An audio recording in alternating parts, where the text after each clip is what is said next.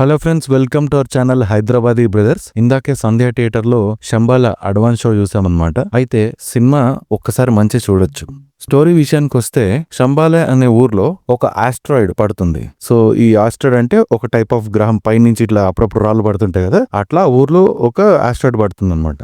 Asteroid పడే దగ్గర నుంచి ఊర్లో కంటిన్యూస్ గా అందరూ చనిపోతుంటారు. సో అదే టైంలో ఆస్ట్రాయిడ్ పడ్డప్పుడు మన జియాలజికల్ సర్వే ఆఫ్ ఇండియా వాళ్ళు ఉంటారు కదా, హీరోని పంపిస్తారనమాట. అది అసలు ఏంటి దాని గురించి తెలుసుకోమని ఆ ఊరికి పంపిస్తారు. అదే టైంలో కంటిన్యూస్ గా అదే ఊర్లో అందరు చనిపోతూ ఉంటారు.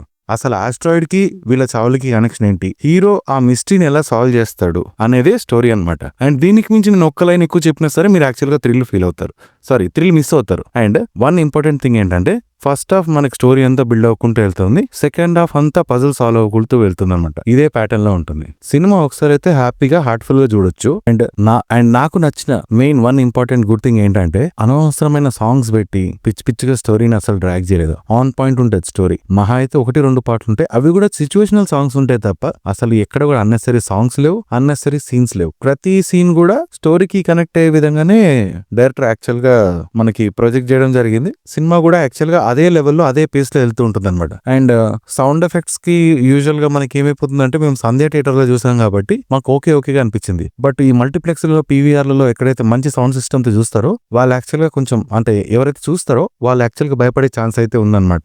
సంధ్య థియేటర్ లో అయితే మాకు లైక్ ఎఫెక్ట్స్ బాగానే ఉన్నాయి, కానీ స్క్రీన్ మీద చూసే సీన్ కి అండ్ చుట్టుపక్కల ఉన్న డిటిఎస్ సౌండింగ్ అంతా కూడా 1 millisecond లేట్ వస్తుంది. దానివల్ల ఏంటంటే మనం యాక్చువల్ గా థ్రిల్ కోల్పోతాం అనమాట. ఓన్లీ స్క్రీన్ మీద చూసిన దానికి భయపడతాం. బట్ యాక్చువల్ గా సౌండ్ ఎఫెక్ట్స్ కూడా మిక్స్ అయ్యి వస్తే మాత్రం ఆ ఎగ్జాక్ట్ థ్రిల్ అనేది మనము స్క్రీన్ ప్లే లో ఫీల్ అవ్వగలుగుతాం అనమాట. అండ్ పర్ఫార్మెన్స్ వైజ్ గా హీరో గారు యాక్చువల్ బాగా చేశారు, ఆది సాయి కుమార్ గారు. అండ్ అది కాకుండా 3 క్యారెక్టర్స్ యాక్చువల్ గా మెయిన్ క్యారెక్టర్స్ ఉంటాయి అనమాట. వాళ్ళవి యాక్చువల్ గా చాలా బాగా చూపించారు. మనకు అనిపిస్తుంది ఒక టైంలో ఏమైపోతుంది అంటే, హీరోనే డామినేట్ చేసి అలాంటి యాక్టింగ్ చేస్తారు ఒక 2-3 క్యారెక్టర్స్ మాత్రం. ఆ క్యారెక్టర్స్ ఏంటని నేను రివీల్ చేయను, బికాస్ వాళ్ళతోనే స్టోరీ అంతా ముడిపడి ఉంటుంది అనమాట. మీరు థియేటర్ లో వెళ్ళి చూడండి, మీరు తప్పకుండా ఎంజాయ్ చేస్తారు ఈ వీకెండ్ అంతా కూడా. ఓకే, అండ్ అలానే మేము నెక్స్ట్ వేరే మూవీస్ కూడా రివ్యూస్ పెడతాం. సపోర్ట్ చేయండి. Thank you.